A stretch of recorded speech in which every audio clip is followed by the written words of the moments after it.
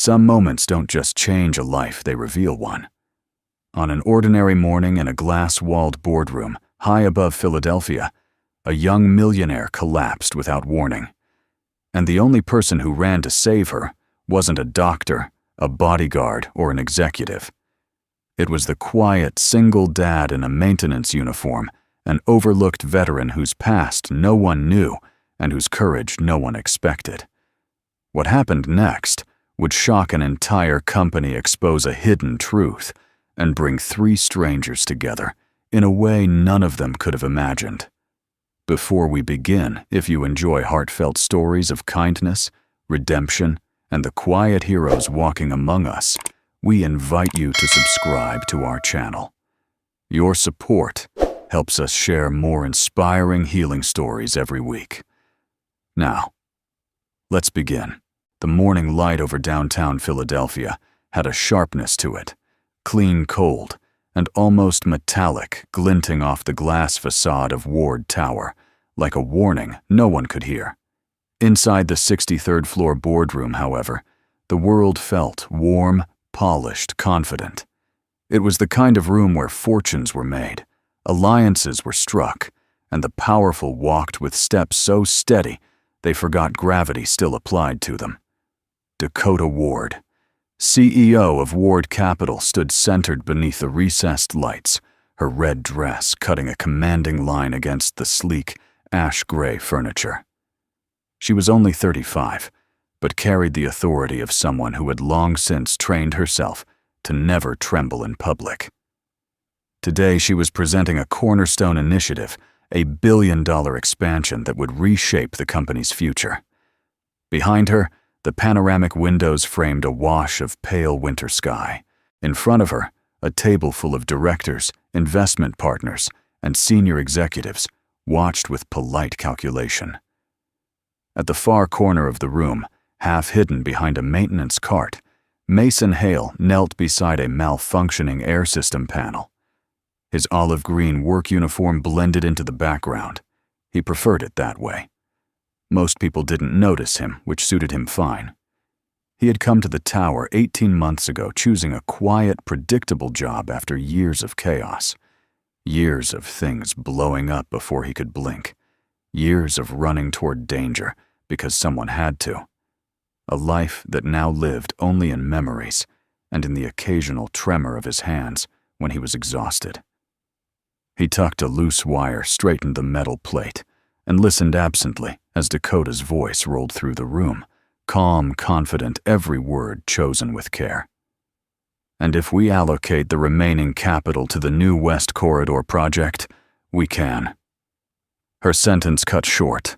Mason's head lifted immediately. Dakota's hand drifted toward her chest. Her breath hitched not dramatically but sharply, like a thread snapping. No one noticed? Ms. Ward, one board member, pressed, thinking she had paused for effect. Dakota tried to speak. A faint, strained sound came out. Then her knees buckled. The expensive pen in her hand clattered to the hardwood floor, and before a single executive stood to help, Mason was already running. She hit the ground with a soft, sickening thud. Gasps spread across the table. Chairs screeched back. Papers flew. Someone shouted for security. Someone else demanded 911 be called. But Mason didn't hear them. He dropped to his knees, 2 fingers at her neck. Weak pulse. Irregular. Fading. Her breathing was tight, shallow, barely drawing air. "Ma'am." "Stay with me," he murmured, voice low, urgent, but steady, an old instinct rising. Her eyelids fluttered. A young director panicked beside him. "Don't touch her." "You're not authorized back up," Mason said without raising his voice. It wasn't loud, but the tone made the man step away instantly, as though something ancient inside the maintenance worker had surfaced, commanding, unshakable. Dakota's chest tightened. Her body went slack. Cardiac distress. She's crashing. Mason loosened her necklace, tilted her head, cleared her airway. Time blurred into instinct, and instinct told him she was slipping. He began chest compressions, steady, measured, precise. The room exploded in protests. What is he doing? Where's the medical team? Get him off her now. Hands grabbed at Mason's shoulders. He didn't move, didn't break rhythm, didn't look away from her face. 30 compressions. 2 breaths. Repeat. Her lips had begun to pale. Come on, he whispered, leaning down, giving her the breath she could no longer take on her own. Don't quit. Not here. Another executive barked orders. A security guard tried again to pull Mason back. And then a tremor, a faint sound caught in Dakota's throat. Mason repeated the cycle, his voice low and urgent each time he gave her breath, as if he were speaking directly into whatever darkness was trying to claim her. Come back. Breathe for me. Her chest rose weakly but on its own. Then again. A murmur rippled across the room. Dakota's fingers twitched. Her eyelids fluttered open the slightest fraction, as though she were surfacing from underwater. And that was the moment the paramedics arrived. They took one look at Mason's positioning, perfect compressions, correct airway support, and moved in seamlessly. But the executives didn't follow the medic's lead. A security supervisor jabbed a finger at Mason. You're done here. Step away. Now. Mason lifted his hands, breath unsteady, sweat running down his temples. He didn't argue. He simply stepped back, eyes still locked on the woman whose life he had fought for. Dakota lay on the stretcher as they secured monitors around her. One paramedic looked up at Mason, eyebrows slightly raised. You kept her going, he said quietly. Mason didn't answer. Before he could ask if she would be all right, hands closed around his arms, firm, unforgiving. He was yanked off the ground. Are you out of your mind? A board member hissed. You assaulted our CEO. We have everything on camera. She wasn't breathing, Mason replied, breath still shaking. I gave her CPR. You put your mouth on her. That's how breathing works, he said. But there was no point arguing with fear, dressed as authority. They hauled him toward the door. Behind him, he heard the paramedic call out. She's stabilizing. Relief struck him so hard he nearly stumbled. Dakota was alive, but the moment of relief was swallowed instantly by a surge of fury from the executives. Get him out of this building. Terminate him immediately. Make sure he never comes back. The elevator doors shut behind him with a cold metallic clang. The boardroom chaos faded. Mason stood alone in the hallway, heart pounding not from fear, but from the familiar ache of a world that didn't care to know his name or what he had done. He pressed a hand over his sternum, steadying his breath. At least she lived. That was all that mattered. As he walked toward the service exit, the winter wind howled against the building outside, sharp, cold, unforgiving. And in that moment, Mason knew today wasn't just an accident. It was the beginning of a storm he hadn't seen coming. The cold that clung to Philadelphia that evening felt different, heavier, as if the city itself had learned what happened inside Ward Tower and decided to shiver for him.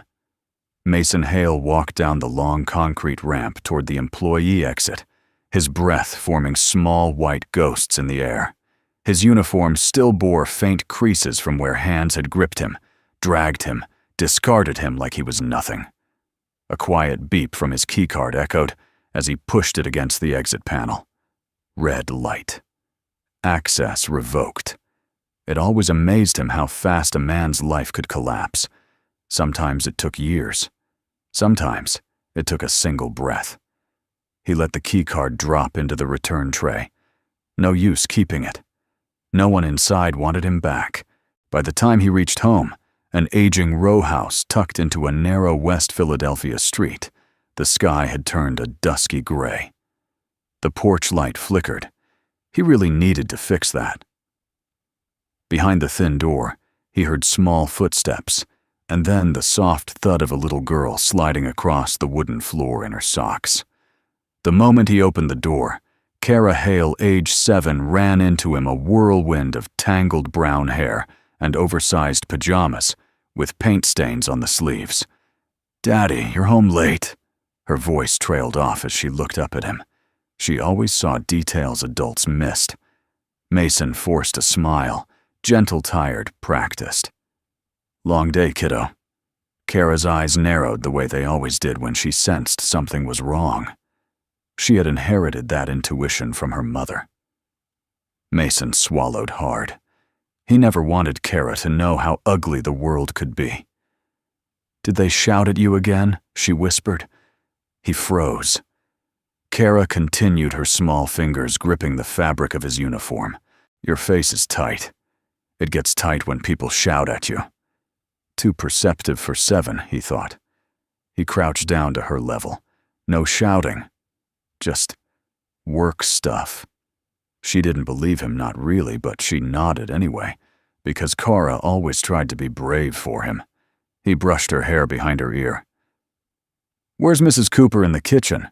She said the oven's acting cranky. Kara wrinkled her nose. "Like Mr. Halloway from downstairs." Mason cracked a soft laugh despite everything. Kara had a way of pulling light out of him, even when he thought he had none left. Marilyn Cooper, their elderly neighbor, stood at the stove stirring a pot of chicken noodle soup. The steam clouded her glasses. "Well, you look like somebody wrung you out and forgot to hang you back up," she said, turning toward him. Her tone was gruff, but her eyes shone with concern.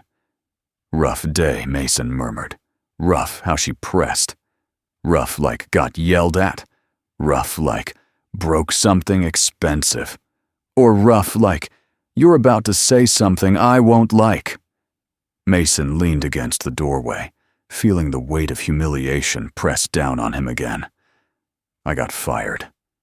Silence filled the tiny kitchen. Marilyn slowly set the spoon down, crossed her arms and studied him. "Did you do something you shouldn't have?" He shook his head. "I saved someone's life." Marilyn blinked, stunned. "And they fired you for that?" Mason didn't answer. He didn't need to. Marilyn muttered a string of disbelieving words not appropriate for Kara's ears, then sighed deeply. "This world's gone upside down." He agreed, but saying it out loud felt too heavy. They ate quietly. Kara kept glancing at him like she was trying to memorize his face, searching for reassurance hidden in the lines around his eyes. Mason tried to smile between spoonfuls, tried to pretend everything was fine, tried not to think about rent due next week, but within hours the world made sure he couldn't ignore it. At 8:47 p.m., his phone buzzed 3 rapid vibrations. Unknown number. He let it go to voicemail. Then it buzzed again. And again. Finally, he played the message. "Mr. Hale, this is Human Resources, following up on today's incident. We regret to inform you that your termination is final. Due to misconduct involving inappropriate physical contact with CEO Ms. Dakota Ward. Ward Capital reserves the right to pursue legal action if you attempt to." Mason stopped the message. His jaw tightened. His hands curled into fists. Inappropriate contact. He had saved her life, kept her breathing when no one else moved. Now they rewrote the truth as easily as changing a headline. He pressed his palms against his eyes, breathing slow, steady, controlled the way he had learned during night raids, when panic would kill a man faster than bullets. Kara tugged at his sleeve. "Daddy." Why are they saying mean things? He hadn't realized she'd been listening. He pulled her into his arms, her small frame pressed against his chest, grounding him in the only purpose he had left. "I'm okay," he whispered into her hair. "I promise." But even promises felt fragile tonight. The next morning confirmed his fears. Everywhere he went, mechanic shops, cleaning companies, maintenance contractors, doors closed the moment they heard his name. "You're the guy from Ward Tower, right? We don't want trouble here. Sorry, position's filled." One employer pulled up a photo on his tablet, a still frame from the boardroom security feed. The angle caught him mid-CPR leaning over Dakota. In a freeze-frame, truth vanished. Mason handed the tablet back wordlessly. By noon, rejection had become routine. By 3, despair crept in under his ribs, quiet, persistent, familiar. Not unlike the feeling he used to get when news came in of a fallen teammate. A tightening, a hollow ache, a sense of something heavy settling where hope used to live. He walked home slower than usual, not because he was tired, but because he wanted time to think before he had to look Kara in the eyes again. When he turned onto his street, he saw her on the front steps, knees hugged to her chest, waiting. The moment she spotted him, she ran to him, breathless. "Daddy, Mrs. Cooper said you were trying to find a new job. Did you find one?" "A good one." "One where people are nice to you." Mason knelt down, feeling the weight of every unspoken truth. "No job today," he said softly. Kara's face fell, but only for a moment. Then she lifted her chin, determined, hopeful, fragile. "That's okay. You can try again tomorrow. Right? You always tell me. We don't quit on hard days." Mason closed his eyes for a moment. "We don't quit on hard days." That had been his motto overseas. Now his daughter returned it to him like a lifeline. He pulled her close, holding her just a little tighter than usual. "Yeah, kiddo," he murmured. "We'll try again tomorrow."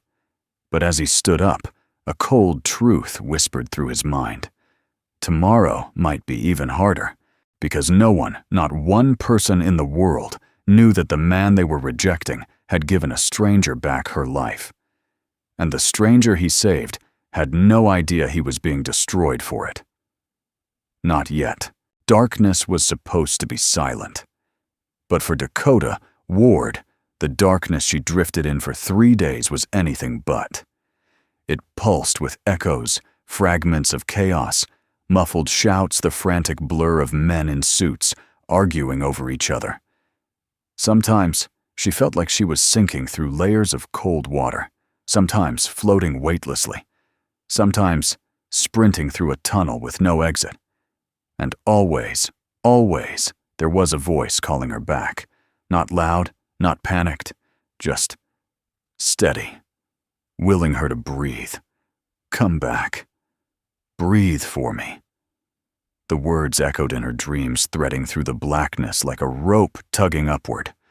Every time she slipped deeper, the voice would rise again, strong and unwavering.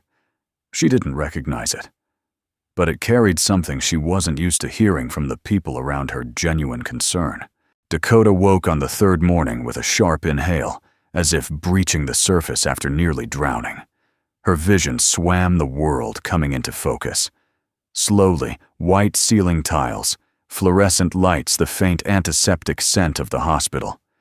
A nurse rushed to her side. "Ms. Ward." "Can you hear me?" Dakota blinked, her throat dry and raw.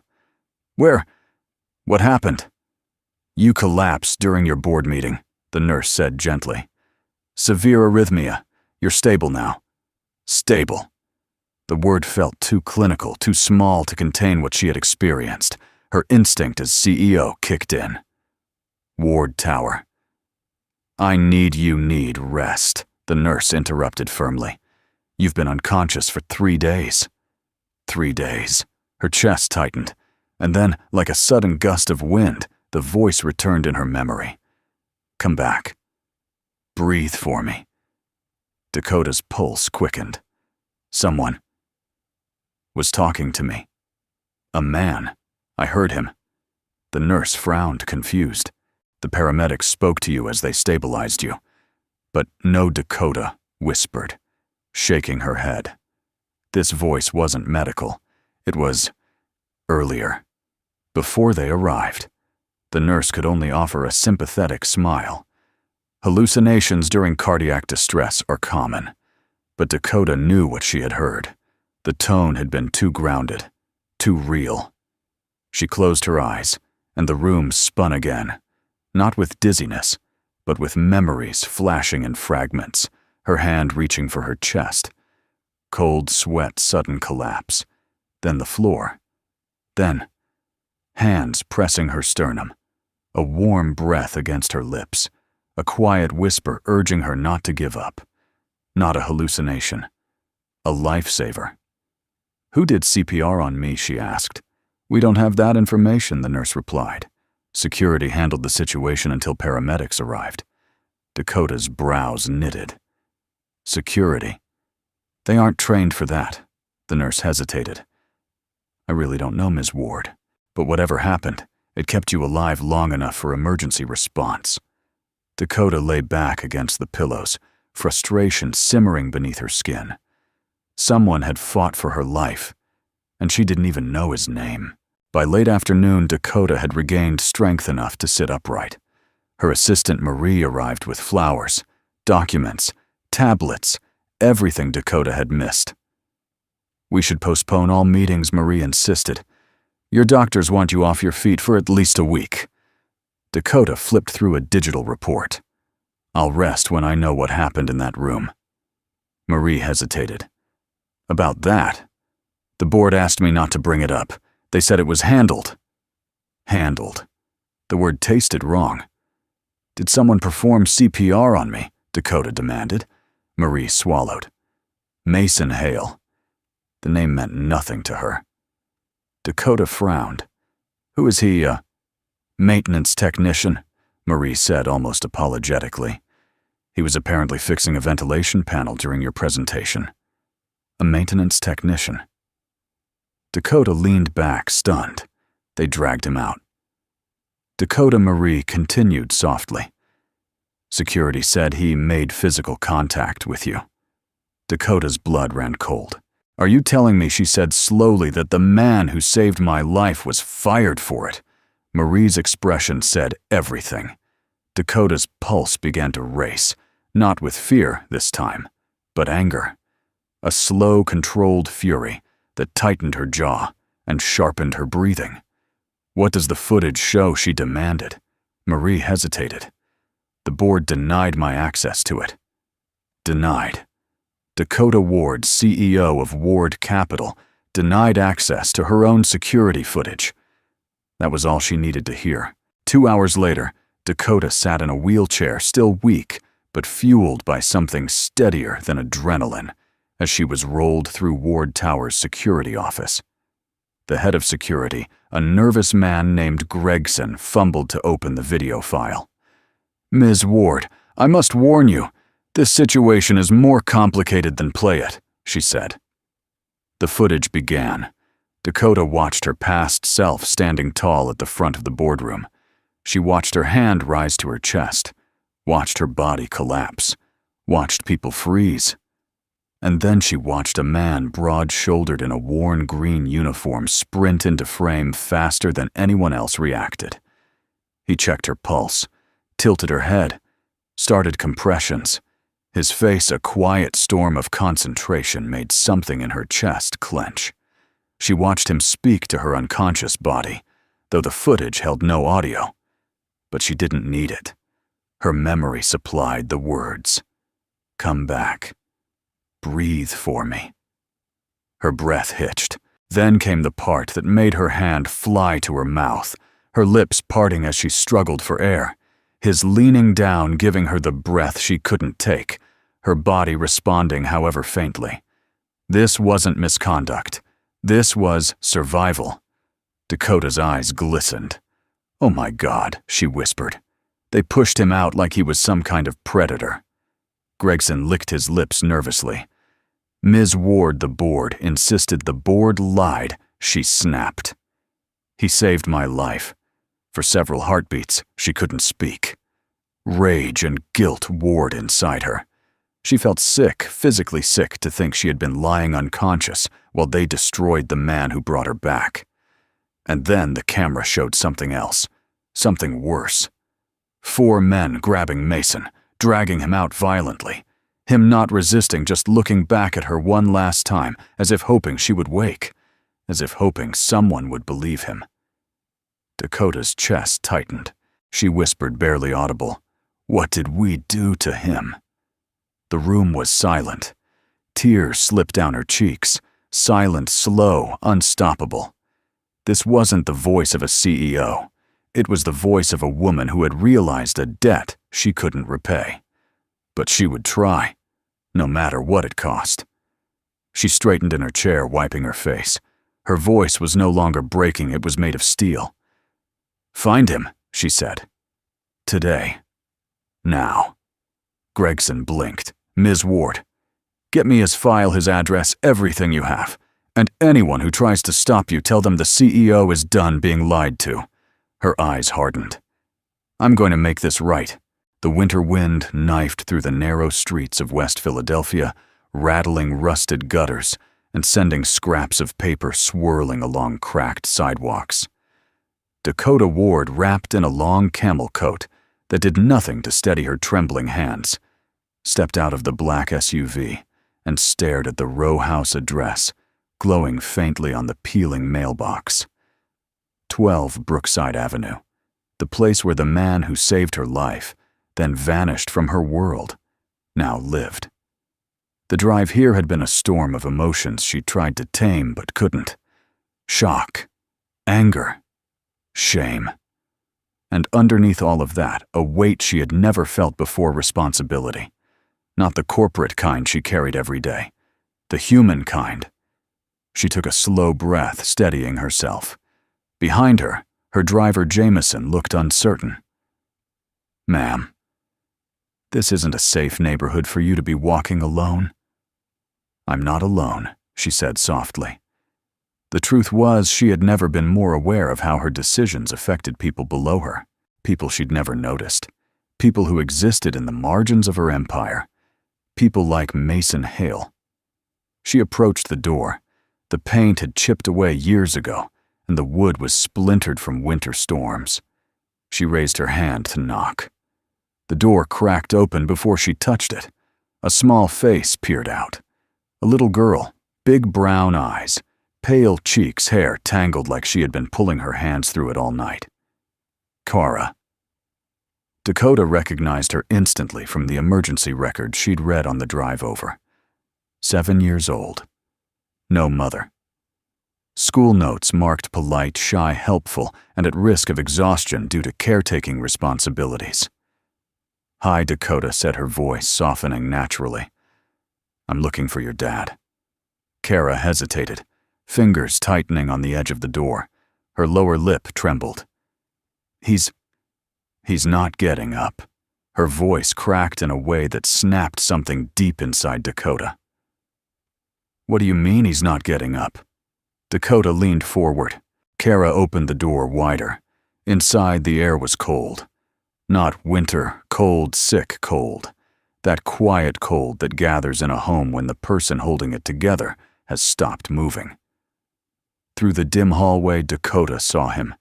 Mason Hale sprawled on a worn couch, his face pale and flushed in patches, sweat gathered at his temples, chest rising in shallow, ragged breaths. Her heart lurched violently. Oh God. Mason! She rushed past Kara and dropped to her knees beside him. "Sir, can you hear me?" He didn't respond. His skin burned under her touch. High fever, dehydration, likely collapse after prolonged exhaustion and stress. But Kara's small voice was what broke Dakota's composure. He said he was just tired. But then he didn't eat. And then he didn't stand up. I tried to wake him, but he couldn't. The little girl's breath hitched. "Please don't take him away." Dakota's throat tightened.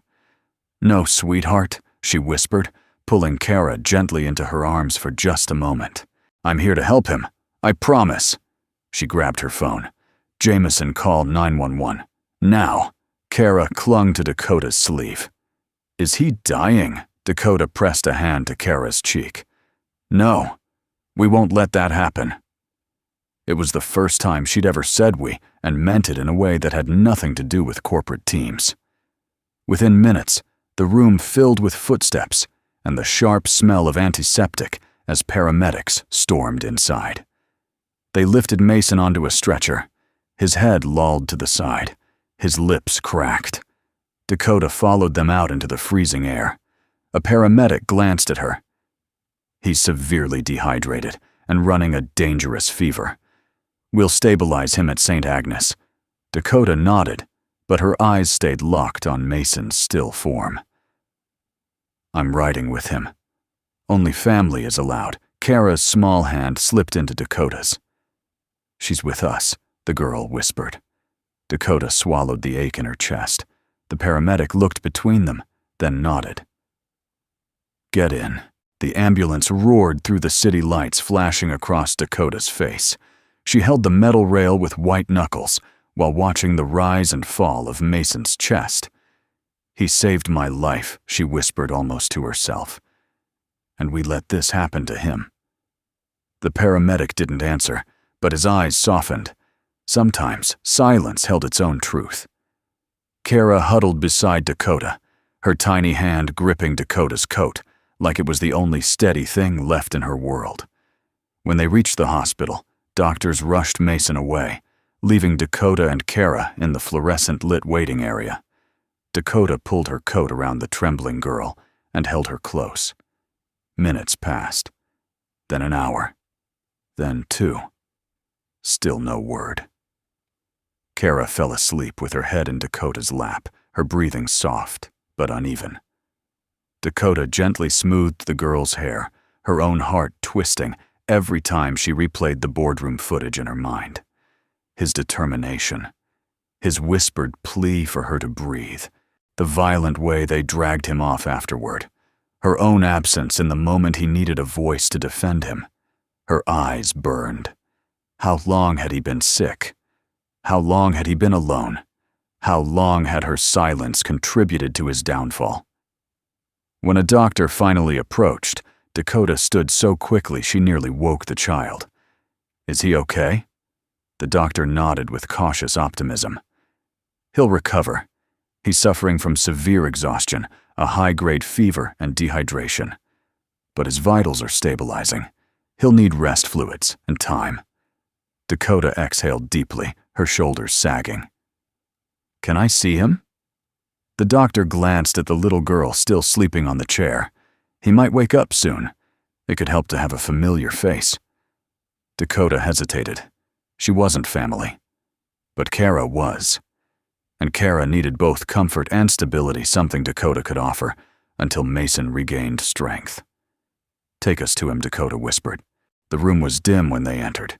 Machines beeped softly. Mason lay still, an IV dripping steadily into his arm.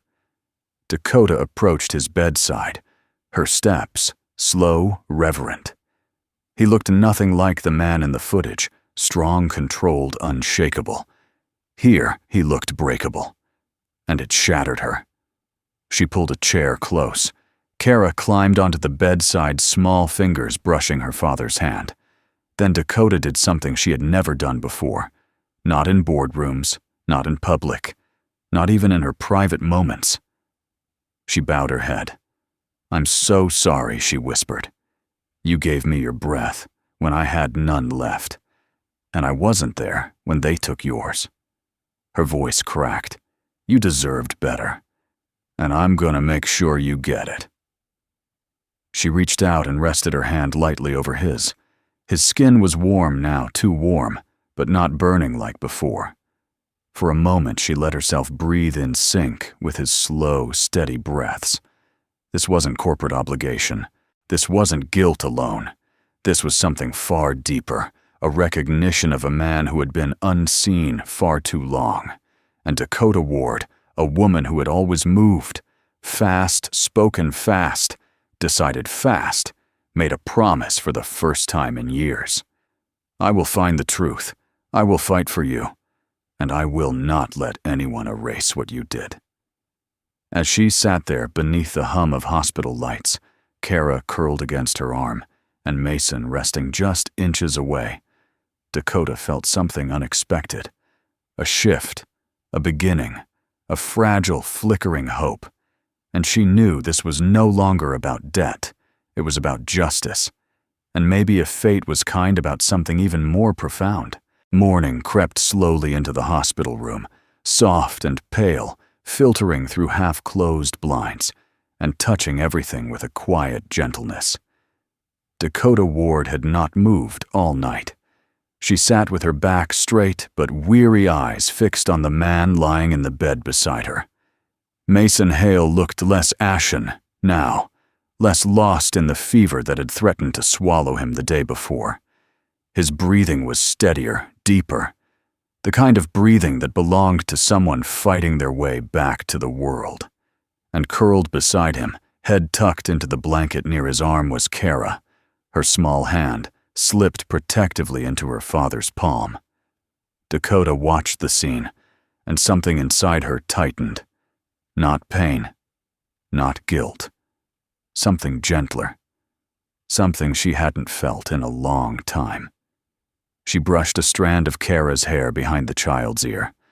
The girl mumbled a sleepy protest and curled tighter against her father. A soft knock came at the door. A nurse entered with a clipboard. He's improving. Fever's down, fluids are helping. He just needs rest. Dakota nodded with relief, her shoulders softening. Thank you. But the nurse hesitated. You might want to prepare for the emotional side of recovery, too. Veterans sometimes wake disoriented. Dakota looked back at Mason. His brow twitched in some invisible dream. Disoriented how flashbacks, night terrors, fight-or-flight reactions. The nurse gave a sympathetic smile. Not everyone understands what they've lived through. Dakota's gaze lingered on Mason's face. She had seen fear before. Fear in boardrooms, when markets shook, fear in investors, when numbers dipped. But the fear scars carved into Mason weren't corporate. They were the kind a person carried only after surviving things most people couldn't imagine. She whispered, I'll be here. The nurse nodded and left quietly. A few minutes later, a soft whimper escaped Mason's lips. Dakota froze. His fingers twitched violently. His breath quickened. His body tensed, shoulders lifting like he was bracing for an explosion. The sheets rustled beneath him. A nightmare. Hey! Dakota rose, instantly leaning close. You're safe. You're not there anymore. But his eyes darted beneath closed lids. Panic command. Survival instinct, all trapped behind darkness. Mason, she whispered again, a tone both steady and impossibly gentle. Come back to us. His breath caught. His body jolted once more. Then his eyes opened. For a heartbeat, he didn't seem to see her. His gaze was wide, unfocused, like he was still in some smoky battlefield half a world away. Sir, she murmured. Gradually, his eyes found hers. Recognition settled. Confusion followed. Then alarm. Dakota, he rasped. I'm here, she said. You're in St. Agnes Hospital. You collapsed from exhaustion and dehydration. He winced, as if her words were heavier than the fever itself. Kara, she's right here. Dakota stepped aside. Kara stirred, blinking up at her father. Daddy, she whispered, voice cracking as she scrambled onto her knees. Daddy, you scared me. Mason lifted a trembling hand and cupped her cheek. I'm okay, sunshine. His voice was soft, but raw, the voice of a man holding on to the one thing he valued more than his own life. Dakota swallowed hard. This was the part the world never saw. The tenderness behind the uniform. The father behind the soldier. The man behind the headlines. After a doctor examined Mason, confirming he needed several days of rest, Dakota stepped quietly into the hallway to speak with the head nurse. I need access to his military records, Dakota said. The nurse blinked. Ms. Ward, those are protected documents. Only registered VA personnel or family. I'm not asking to overstep privacy, Dakota interrupted gently. I just need to understand what he's been carrying alone. Her sincerity softened the nurse's expression. We do have a summary from his emergency file, she said finally. Not details, but enough to give you a picture. She handed Dakota a thin printout, and Dakota's world stilled. Personnel staff. Sergeant Mason Hale Unit. URT Quick Response. Tactical Division Service. Record highlights. Led a rescue team during the Fallujah market bombing. Shielded civilians during an ambush. 12 lives saved. Carried an injured teammate across 2 miles under fire. sustained multiple blast injuries, honorably discharged due to cumulative trauma, family conditions, widowed, sole provider for minor child, declined disability pension upgrades. Notes shows reluctance to accept help. Dakota lowered the paper slowly. She had built a career analyzing risk. She had read thousands of reports, contracts, financial prospects. But nothing, not a single document in her entire life, had punched the breath out of her the way this one page did. He carried all that, she murmured. The nurse nodded. Some soldiers have 2 battles, one overseas and one after they come home. Dakota's hands trembled around the paper. He saved 12 people, she whispered, voice cracking. And we couldn't even save his job. She sat down on a small bench in the hallway, the weight of the truth finally settling over her like a heavy blanket. He had given everything, his strength, his peace, his health, because once he believed the world was worth protecting. And the moment he saved her, the world repaid him by turning its back. Tears blurred Dakota's vision. She brushed them away angrily. Not pity, not guilt. Resolve. This isn't happening again, she whispered fiercely. When she returned to the room, Mason was sitting up slightly. Kara curled beside him like a devoted shadow. He looked startled when he saw Dakota. Ms. Ward, you didn't have to stay. But I did, she said simply. He swallowed. I'm sorry for the trouble. That sentence broke her. Mason, she whispered, stepping closer. You saved my life. You didn't cause trouble. You prevented a tragedy. He looked away, ashamed. They fired me for it. Because they lied, Dakota said, voice sharpening. Because they were afraid of responsibility. Because they needed someone to blame before investors caught wind that their CEO almost died in front of them. Mason blinked, stunned. Dakota moved to his bedside, her tone shifting into something fierce and protective. I saw everything. The footage, the way you fought for me, the way they dragged you out, and I won't let them erase you. His jaw clenched.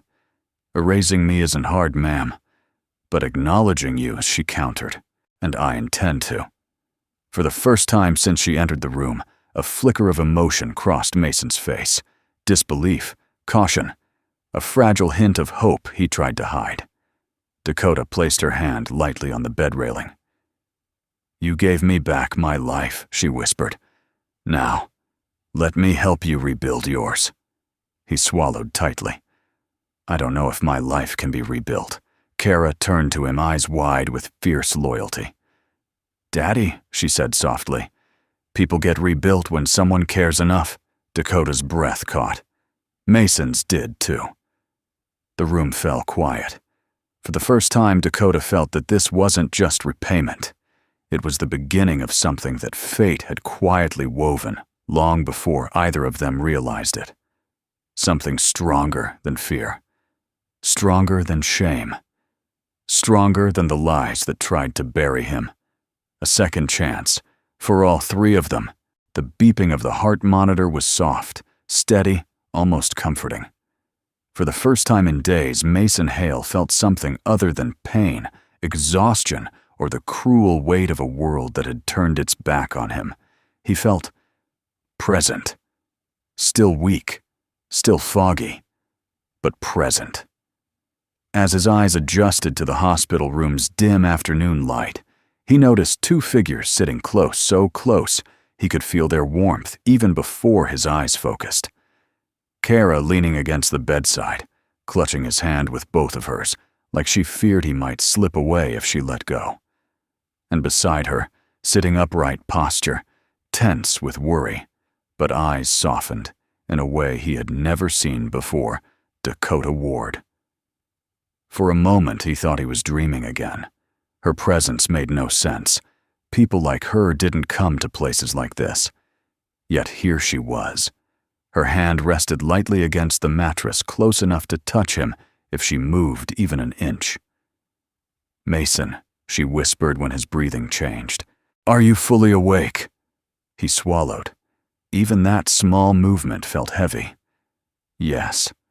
Kara's face lit up with relief, and she immediately climbed halfway onto the bed, hugging his arm.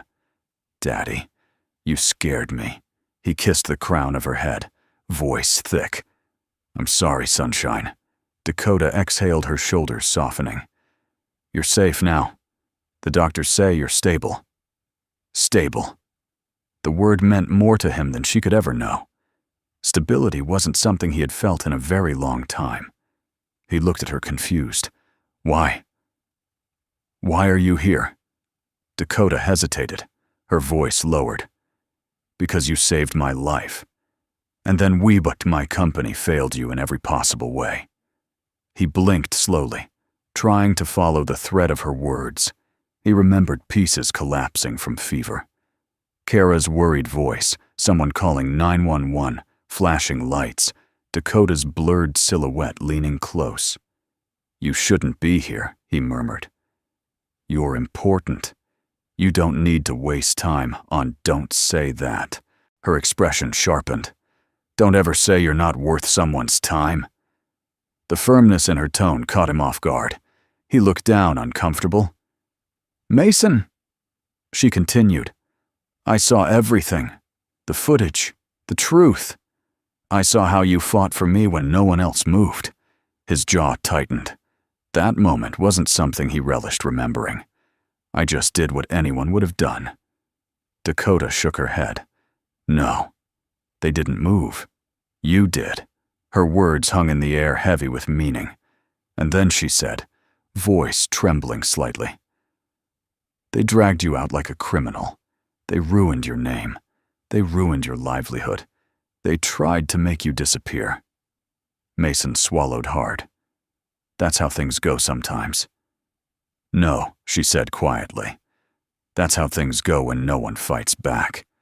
And I'm done letting them get away with that. He stared at her.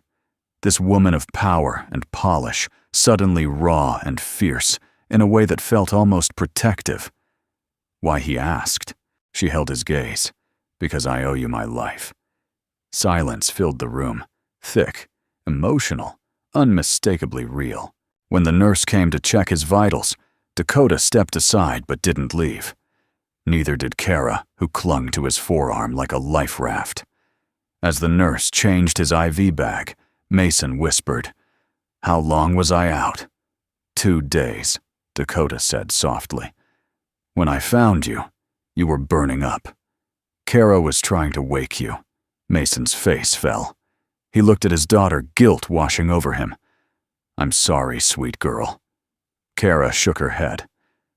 You don't say sorry for being sick, Dakota smiled faintly. She's right. For a moment, Mason let that warmth settle inside him.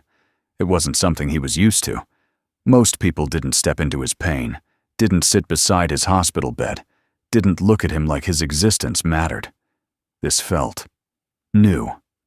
Too new. After the nurse left, Dakota reached into her purse and took out a folder. I found your records, she said. Your service file. He stiffened instantly. You had no right. I didn't access anything private, she interjected gently. Just your emergency summary. He breathed out slowly, shoulders loosening.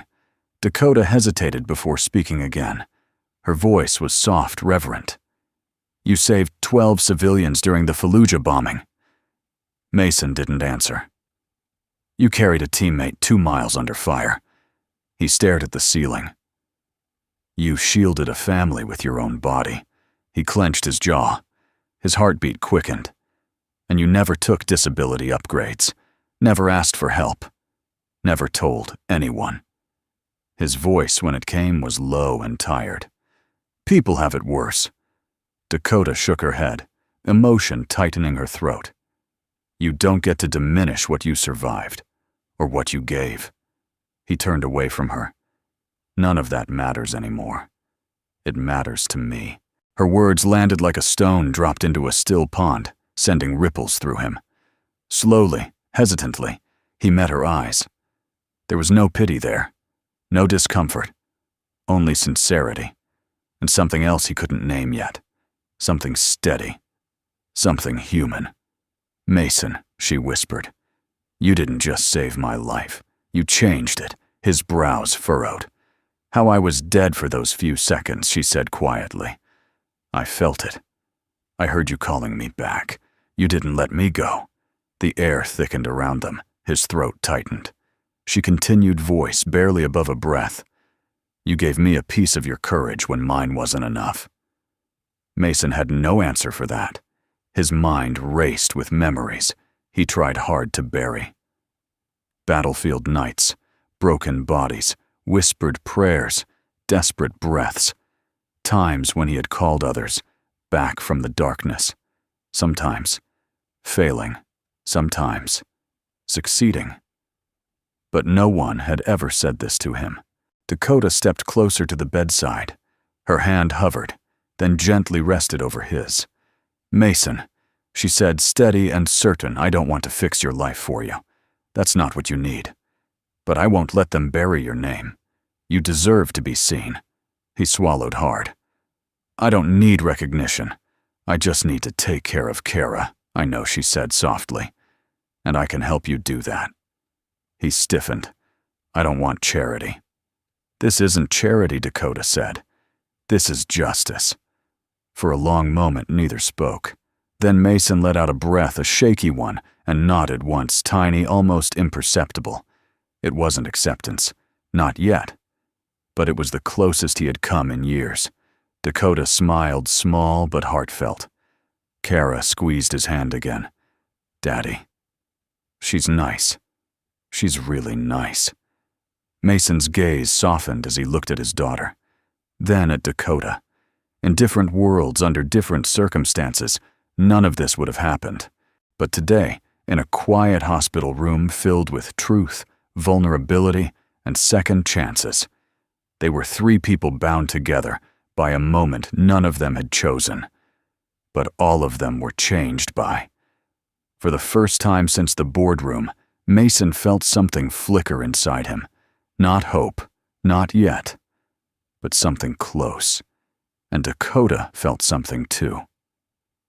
A promise forming quietly in her heart. I will not leave him behind. Ward Tower looked different to Dakota Ward the day she returned. Colder, sharper, less forgiving. The building's glass facade reflected her own stern expression back at her, as she entered an expression she had learned at a young age, the expression of a woman who had decided she would not be stopped. Her heels echoed down the marble hallway, each strike carrying a message. This time, she wasn't walking in as their CEO. She was walking in as Mason Hale's witness. And she was done being silent. Inside the executive conference suite, the board was already gathered. Suits pressed, ties, perfect faces, composed in the kind of corporate calm designed to avoid accountability. When Dakota walked in, every head turned. Ms. Ward said Derek Brigham, the CFO, his smile thin and practiced. "We didn't expect you back so soon. You'll learn to expect the unexpected from me." Dakota replied, her tone cool but cutting. "Let's begin." Derek clasped his hands. "If this is about the unfortunate incident last week, I assure you," Dakota raised a hand sharply. Her voice dropped into a register that froze the room. "This meeting is about truth." She tapped a button on the console. The lights dimmed. The security footage from the boardroom, unedited, played across the massive screen. In silence, the collapse, the panic, the men who stepped back, the man who stepped forward. Mason kneeling beside her, his hands pressing her chest with unwavering precision, his breath given to her when hers had stopped. Dakota didn't flinch, didn't blink, didn't breathe as she watched her own near-death moment unfold. The boardroom was silent except for the audio of the footage. Then came the violent moment, security yanking Mason away while he stumbled, still dazed, still trying to check if she was breathing. Gasps rippled across the modern polished table. Derek stiffened. "This is not the video we reviewed." No, Dakota said. It's not. Because someone ordered the original footage buried. Derek's jaw clenched. Ms. Ward, there were legal concerns. Legal concerns, Dakota snapped, stepping closer, palms flat on the table. You fabricated a misconduct case against the man who saved my life. He put his hands and mouth on you, Derek fired back. It was CPR, she thundered. The only reason I'm standing in this room is because of him. Silence fell like a hammer. Dakota drew a steadying breath. You didn't just fire him, she said quietly. You destroyed him. Leaked selected frames. Poisoned his reputation. You left a single father to collapse alone in a freezing home. A few board members shifted in their chairs, guilt pricking through their well-tailored armor. Derek's expression hardened. You're emotional, Dakota. Near-death events cloud judgment. We made decisions based on liability, and I am making decisions based on justice. She straightened her voice, gaining strength. I am reinstating Mason Hale's employment effective immediately, with back pay. One director cleared his throat. Ms. Ward, this is highly irregular. What's irregular? Dakota cut in sharply, is letting cowardice drive corporate decisions. She turned to Derek. And you, Derek, you will step down pending investigation. He shot to his feet. Absolutely not. I have served this company for. You have served yourself, Dakota said, her voice cold enough to frost glass. And you nearly cost this company a life. Her gaze swept the room. There will be no more burying the truth, no more scapegoats, no more looking away. The board sat stunned. Dakota inhaled, her shoulders steady. This company will be known for how it treats people, not how it hides from mistakes. If anyone disagrees, she added, my office will accept your resignation willingly. No one spoke. They understood. Dakota was no longer the polished young CEO they thought they could sway. She was something far more formidable now. After the meeting, news of the footage and the reinstatement packet was sent to HR. Legal was notified. PR was instructed to prepare a correction statement. Dakota signed more documents in 2 hours than she typically did in 2 days. She didn't mind. Every signature was a step toward restoring something precious, not just Mason's dignity, but her own humanity. By late afternoon, she stepped out of the tower, exhaling a shaky breath. The winter air bit at her cheeks. Jameson pulled up the SUV. Ma'am, back to the hospital. Dakota hesitated. Yes, her voice softened. Back to them. Meanwhile, at St. Agnes Hospital, Mason had been moved to a quieter recovery room. The fever had broken, leaving his skin cool but clammy. His body felt hollowed out, as if exhaustion had carved away the core of him. But something else weighed more heavily, the heaviness of being invisible. He stared at the blank ceiling tile, his thoughts spiraling. All he had ever wanted was to provide for Kara, to give her safety even if he had none. But the world had made that harder than any battlefield had. A soft knock pulled him from his thoughts. The door opened. Dakota stepped in, still dressed in her sharp winter coat hair. Wind tussled from the city's cold gusts. Her face held both gravity and warmth. Kara, who had been coloring quietly on the floor, looked up. Ms. Dakota knelt, hugging her gently before approaching Mason's bedside. He blinked, surprised. You came back, she nodded. Of course. There was no arrogance in her tone, no formality, just presence. I had a meeting today, she said. A meeting. Mason's brow furrowed. About me. Dakota took a slow breath. Yes. What did they say? He asked, quietly bracing himself for another blow. That you saved me, she said. That you were wronged. And that I won't allow another minute to pass without setting things right. Her hand gently brushed the papers she carried. This is your reinstatement, she said, with full back pay. And a formal apology. Mason stared. Back pay apology. After everything, I don't need their apology, he said gruffly. I just need steady work." "You'll have that," she said softly. "But you deserve more." He shook his head, overwhelmed. "I didn't ask for any of this." "I know," she whispered. "That's why you deserve it." His breath caught. Her eyes softened further. "And Mason? Derek has been suspended. There will be an investigation. The truth is out." Mason froze. No one had ever fought for him that way. Not since the military. Not since his wife. Not since the world had turned cold. He swallowed hard. "You didn't have to do that." "Yes," she said softly. "I did." Something unspoken passed between them. Recognition, understanding, gratitude. Something deeper neither had words for yet. Kara climbed onto the bed beside her father.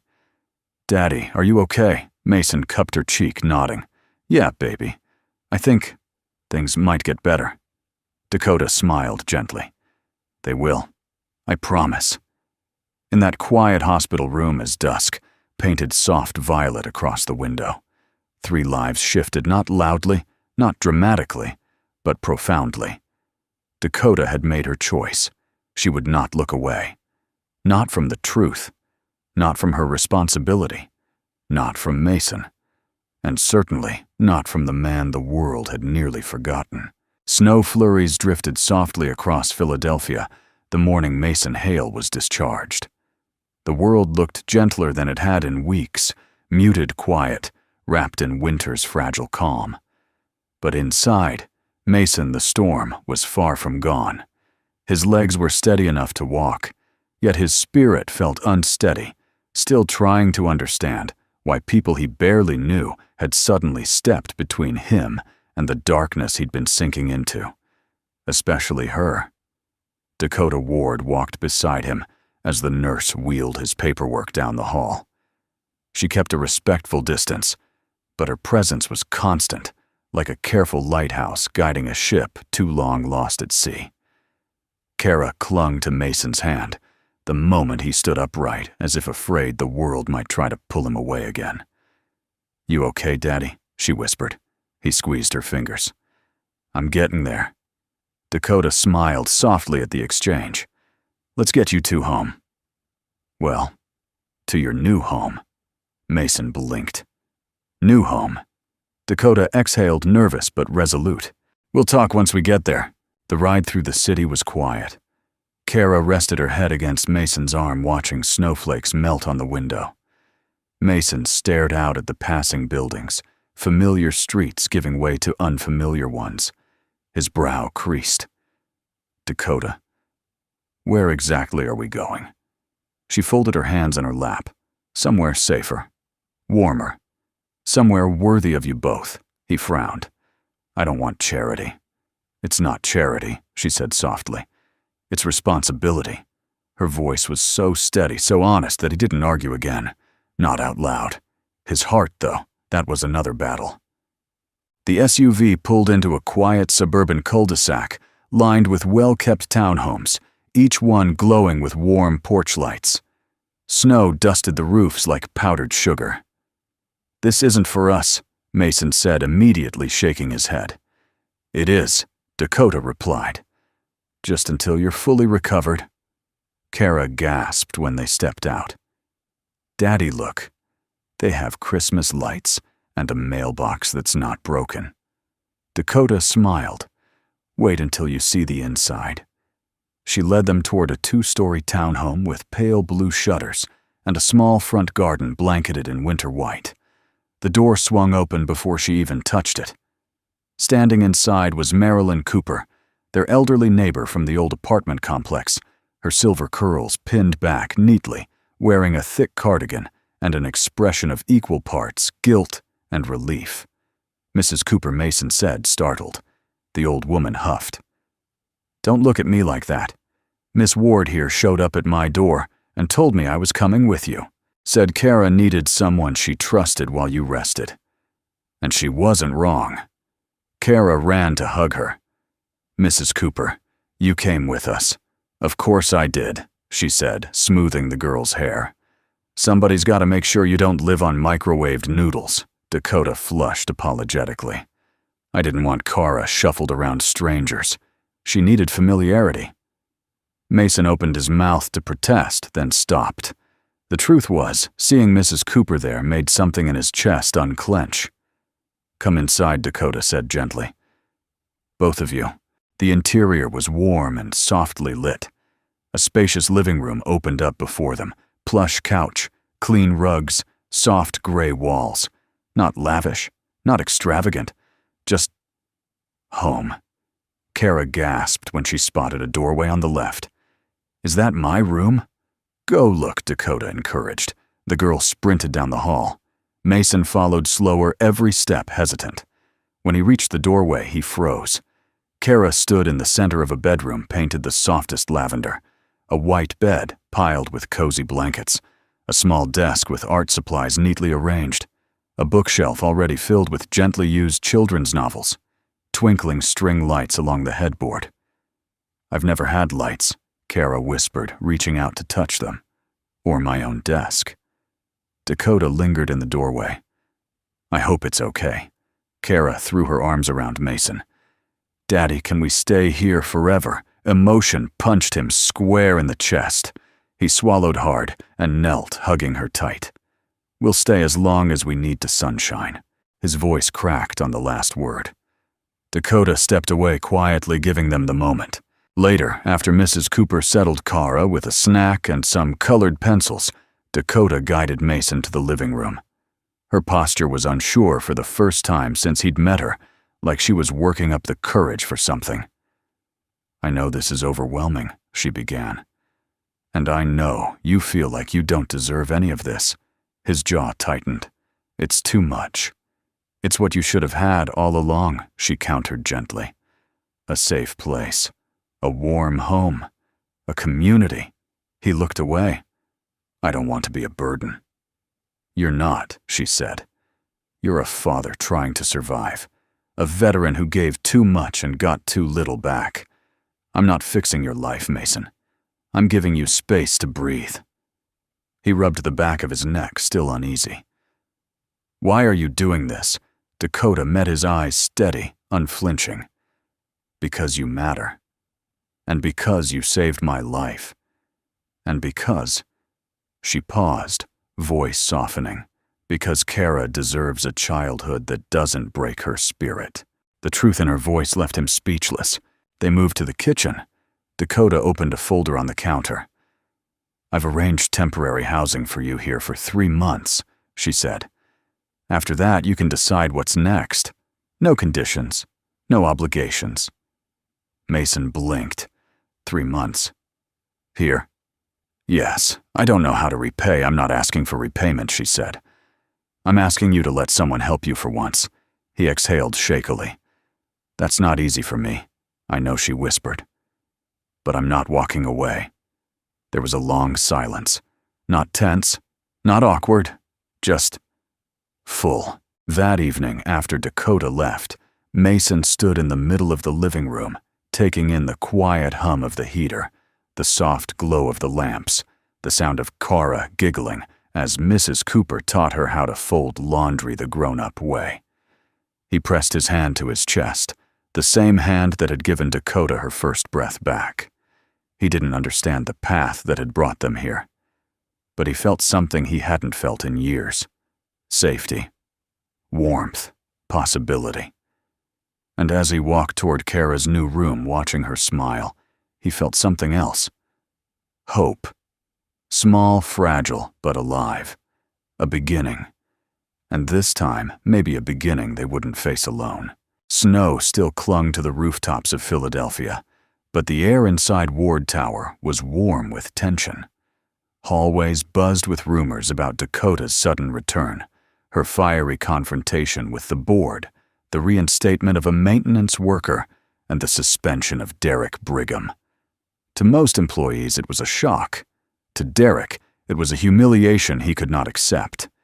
He sat alone in his office, stripped of authority, stripped of access, but not stripped of bitterness. His eyes were sharp with resentment as he scrolled through documents on his personal tablet. Mason Hale, he muttered.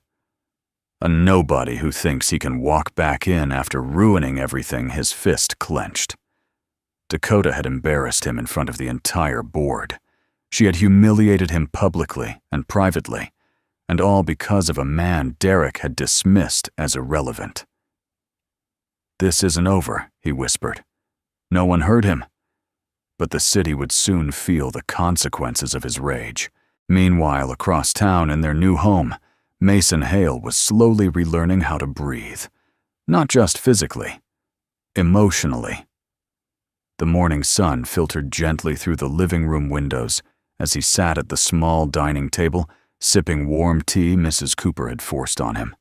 She hovered nearby, pretending to tidy papers, but really checking on him for the 4th time since sunrise. "You still look pale," she said. "You need to rest." Mason nodded. The rest was difficult, with anxiety pressing on his ribs. He still wasn't sure how long this peace would last. He still felt the old instinct scan the room, anticipate danger, brace for loss. But then he looked toward the hallway, where Kara was crouched over her new desk, drawing a picture of the three of them. Her laughter, small, bright, cut through the fog in his chest. And for a fleeting moment, he allowed himself to hope. That fragile calm shattered by the afternoon. A knock sounded at the door. Sharp. Fast.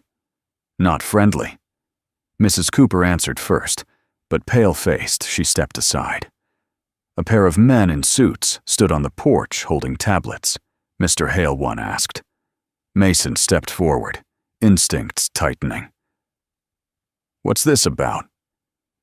"We're representatives from the State Division of Employment Conduct," the man said. "A complaint has been filed against you." Mason's heart plummeted. "A complaint?" The second man handed over a document. Anonymous, but detailed. Claims of misconduct in your previous employment. Allegations regarding inappropriate behavior, falsified military honors, and unstable psychological conduct. Mason's breath hitched. Falsified honors. Psychological instability. These were not just lies. They were nuclear-level accusations that could destroy any chance of rebuilding his life. Kara peeked from behind him, eyes wide and scared. "Daddy? What's happening?" Mason crouched, brushing her cheek. "It's okay, baby. Go sit with Mrs. Cooper." Though his voice stayed, even his stomach twisted. The men waited expressionlessly. "Sir, we'll also need to verify your veteran credentials. There are suggestions your discharge papers were exaggerated." The world tilted. In his chest, old wounds ripped open. "My records are legitimate," Mason said. Voice low, steady a warning beneath it. "We'll be in touch," the man said, completely indifferent to the devastation he'd delivered. "Please remain available." They turned and left. The door shut. Silence. Mason's hands trembled. He pressed them against the wall, struggling to contain the storm inside. Who would do this? Who hated him enough? And then it hit him. Derek. The man had the connections, the motive, and no moral restraint. Mason closed his eyes. A familiar ache pierced through him, the ache of being hunted again. But this time, not by enemies on foreign soil. By enemies in his own city. When Dakota arrived an hour later, she found Mason sitting rigidly on the couch, Kara tucked protectively against his side, and Mrs. Cooper pacing angrily. "What happened?" Dakota asked, scanning their faces. Mason handed her the document silently. Her eyes scanned the allegations. Her expression darkened. "Lies," she hissed. "Every single word. This has Derek's fingerprints all over it." Mason exhaled, rubbing his temples. "He's not letting this go. He won't win," she said firmly. "Dakota." His voice cracked. "This is my life. These lies, they stick. And people hear words like unstable veteran, and they believe it. They always believe it." Dakota knelt in front of him, her hands gripping his knees. "Look at me." He did. Her eyes held fury and fire and faith. Faith in him. I know who you are, she said. Kara knows who you are. Mrs. Cooper knows who you are. You fought for your daughter. You fought for strangers. You fought for me. Her voice softened. You've been surviving on your own for so long that accepting help feels like weakness. But I need you to hear this. You're not alone anymore. His throat tightened. I can't let you fight my battles, he said. You're not letting me, she replied. I choose to. Emotion stung behind his eyes. But why he whispered? Dakota inhaled the truth written clearly on her face. Because you deserve a chance at life, she said softly. A real chance. And because I'm done letting injustice decide who gets to stand and who gets left behind. Her words fell into him like light cracking through a long sealed window. That night, after Kara fell asleep, curled beside Mrs. Cooper, Mason sat alone in the dim living room. Dakota stepped in quietly, coat draped over her arm. I should go, she murmured. But before I do, I want you to know something. He looked at her. She looked at him for a long moment, long enough that the room seemed to still. No matter what Derek throws at you, she said, I'll stand between you and him. Every time. Mason swallowed. You've done too much already. No, she whispered. Not enough. Her gaze softened. Not for what you gave me. The air shifted. Something tender, something dangerous hung between them. For a moment, neither spoke. Then Dakota stepped back, her voice barely audible. We'll face tomorrow together, Mason. You're not losing this time. She left quietly, but the echo of her promise stayed. And somewhere deep inside, beneath the scars, beneath the exhaustion, beneath the fear, a small flame flickered in Mason Hale. A flame that had been nearly extinguished. Hope. But the storm was only beginning. Tomorrow the world would try to break him again. And this time, he would have to decide whether he would run from the fight or finally step into the light he had been denied for far too long. The morning air inside the Ward Capitol Auditorium felt heavy, humming with tension as employees filed in. Some whispered. Some avoided eye contact. Some looked curious, others uneasy. Word had spread fast, too fast, that the maintenance guy everyone had seen escorted out was coming back, that the CEO herself had demanded a full assembly, that something big was about to happen. But no one, not a single person, was prepared for what they were about to witness. Behind the stage curtain, Mason Hale stood quietly beside Dakota. He wore clean clothes, a simple gray shirt and neat slacks, but his posture still carried the weight of uncertainty. The kind of uncertainty that came from years of being overlooked and weeks of being attacked. Dakota glanced at him. How's your breathing? Steady enough? He said. What about your nerves? He gave a faint, humorless smile. Those left me a long time ago. But she saw it, the tightening of his jaw, the way he rubbed his thumb against his palm. Signs he was bracing himself. She lowered her voice. You don't owe them anything. This isn't a performance. It's your truth. That alone is enough. Mason exhaled slowly. You really think they'll listen? I know they will, she said. And she meant it. Because the truth had a way of demanding silence. Dakota walked out first. The murmurs faded instantly. She stepped to the podium, her presence commanding, but calm. Thank you for being here, she began.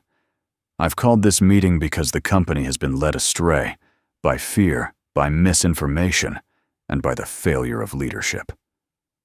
Eyes widened across the room. Dakota continued, steady and controlled. 2 weeks ago, I suffered a medical emergency during a board meeting. Someone fought for my life. Someone acted with courage when others froze. Someone performed CPR until paramedics arrived. She paused. That man was then dragged out of this building and fired. A ripple of shock spread through the crowd. Dakota inhaled slowly. And today I want you to meet the man who brought me back." She turned, and Mason stepped onto the stage. A hush fell, not polite silence, but stunned silence. Some people recognized him. Some looked confused. Some ashamed. Some curious. But all of them watched. Mason approached the microphone. He adjusted it with a trembling hand, cleared his throat, and began quietly. "My name is Mason Hale." The microphone caught the roughness in his voice, the raw truth that came from a man unused to speaking in front of crowds. "I worked here 18 months. I fixed lights, elevators, vents. Mostly I stayed out of the way. That's what you do when you're a maintenance guy. You stay invisible." A bitter but quiet laugh rippled through the room. "But 2 weeks ago something happened. Something I didn't plan for." He looked at Dakota just for a moment, and she nodded subtly. "I saw a person collapse," he continued, "and I did what I was trained to do. CPR is second nature to me. I didn't think, I just acted." His gaze drifted across the crowd. "I didn't expect to be thanked, but I didn't expect to be treated like a criminal." A few heads lowered. He swallowed. "I know how it looked. CPR looks messy. It looks wrong when you don't understand the mechanics of saving a life. But nothing I did was inappropriate. Nothing I did was for anything other than survival." He paused, then added quietly, "Her survival." Dakota felt her throat tighten.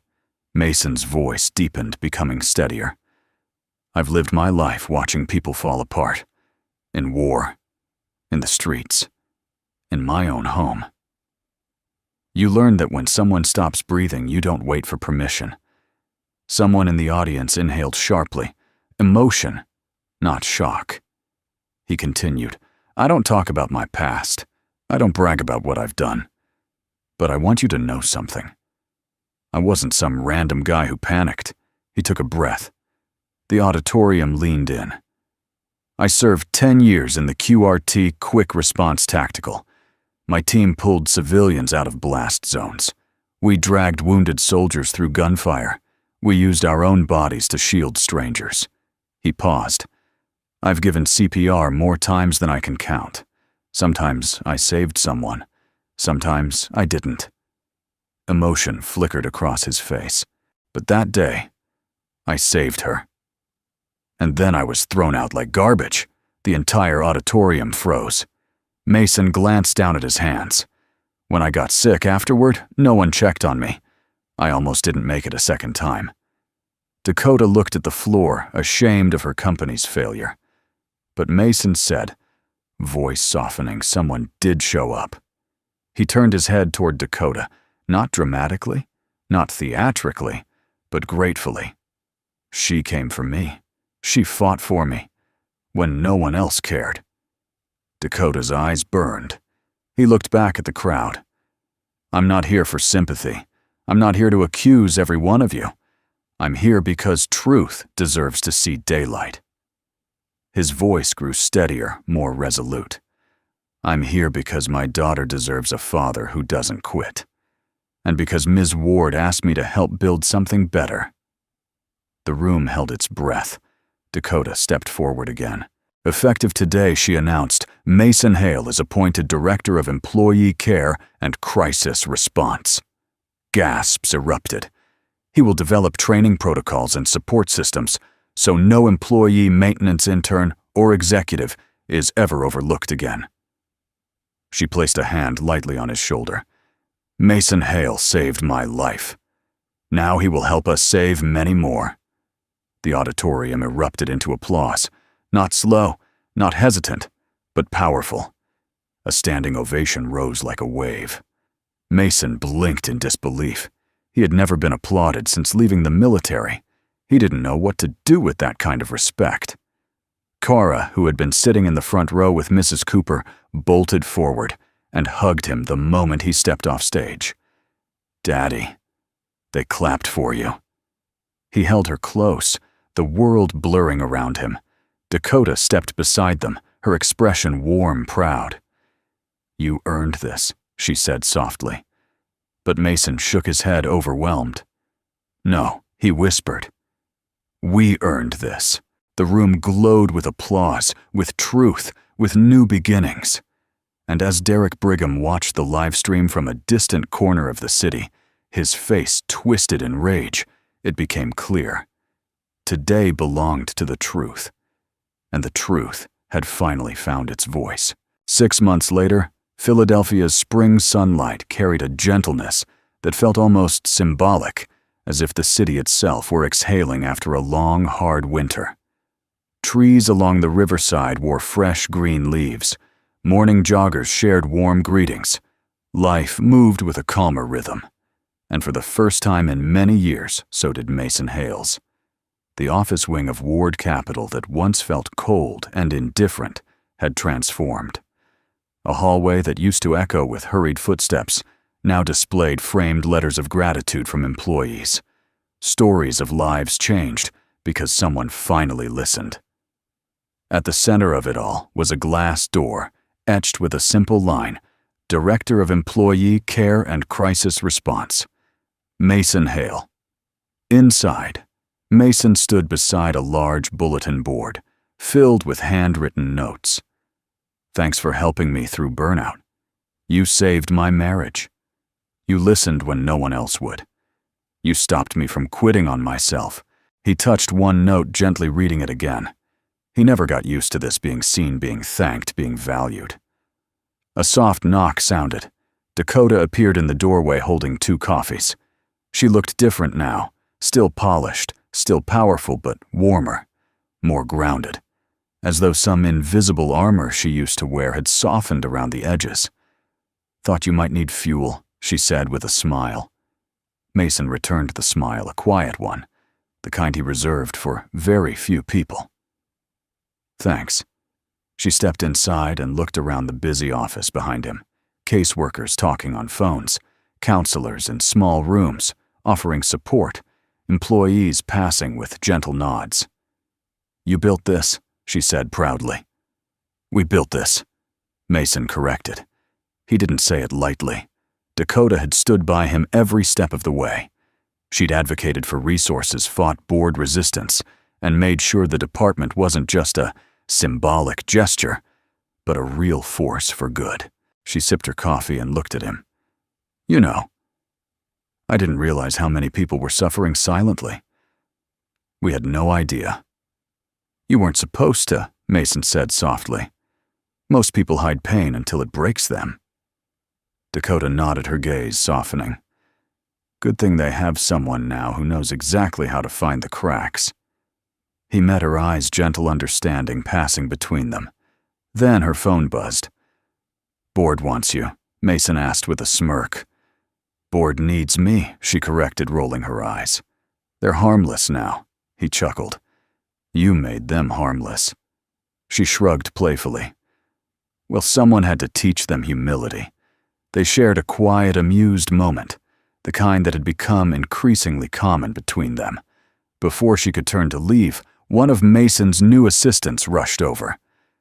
Sir, we just got a call from an employee in sales panic attack. He's asking for you personally. Mason nodded. On my way. Dakota stepped aside. Go. They trust you. And he went moving with steady purpose, no hesitation, no doubt. He had found his place again. And everyone around him felt safer because of it. That evening, after a long but fulfilling day, Mason walked home through the quiet cul-de-sac where his townhome sat, like a promise kept. The porch light glowed warmly. Kara's laughter carried faintly from inside.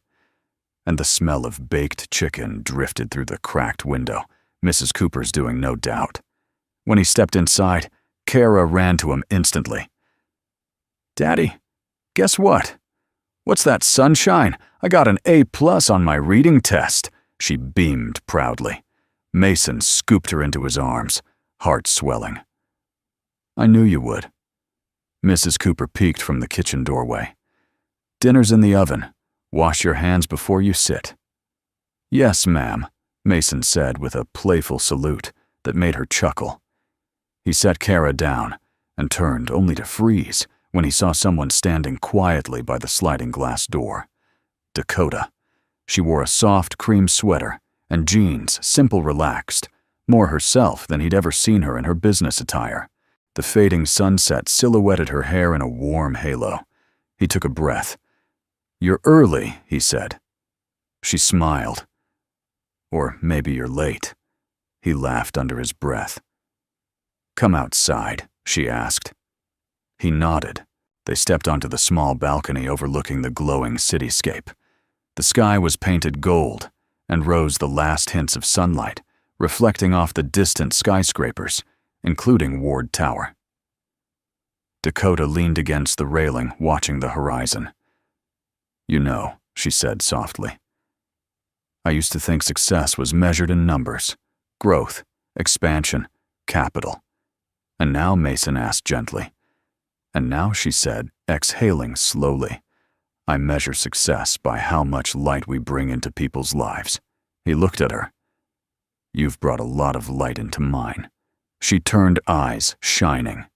"You brought it first." Silence fell between them, but it wasn't empty. It was full, tender, heavy with words neither had said yet. Dakota took a step closer. "When I collapsed that day," she whispered, "I felt everything slipping. I thought I was gone. But I heard you. Your voice." Her eyes misted. "It anchored me. It brought me back." Mason swallowed. "I didn't do anything special. You saved me," she said. "Not just my life, but the parts of me I forgot how to feel. You reminded me what humanity looks like when it's at its best." He looked away, overwhelmed. "I'm not perfect, Dakota." "No," she said softly. "You're real. And that's better." The wind rustled gently through the evening air. He turned back toward her. Her hand was resting on the railing. Without thinking, he placed his over it. She didn't pull away. Her fingers intertwined with his. It wasn't dramatic. It wasn't rushed. It was quiet. Steady. Deep. Just like them. Moments later, the sliding door opened, and Kara peeked out. "Daddy, Ms. Dakota, dinner's ready." Dakota laughed softly, wiping at her eyes. "Coming, sweetheart." Mason ruffled Kara's hair. "We're right behind you." Kara ran back inside. Before he followed, Mason turned to Dakota. "Thank you," he murmured. "For what?" she asked gently. "For seeing me," he said. "For giving us a home. For giving me a chance to be whole again." Dakota stepped closer, her voice barely above a whisper. "And thank you," she said, "for teaching me that miracles don't always look like magic." She paused. "Sometimes. They look like second chances." Their foreheads touched lightly, a brief, intimate moment that said more than words could. Then they walked inside together. A family not by blood, not by title, but by choice healing, and the quiet love they were building day by day. And as the door closed behind them, the last light of evening glowed softly across their world, a world they had rebuilt with compassion, courage, and the simple, profound belief that no one deserved to be forgotten. Before we say goodbye, we'd love to hear from you. Where are you watching from today? And which moment in this story touched your heart the most? Your comments mean more than you know. They help us feel connected to each of you, wherever you are in the world. If you'd like to join us for more uplifting stories about kindness, second chances, and the quiet heroes among us, we warmly invite you to subscribe to our channel. It's a simple click, but it truly helps keep this community growing. Thank you for spending your time with us, for listening all the way to the end, and for being part of this little corner of hope and humanity. We appreciate you more than words can say.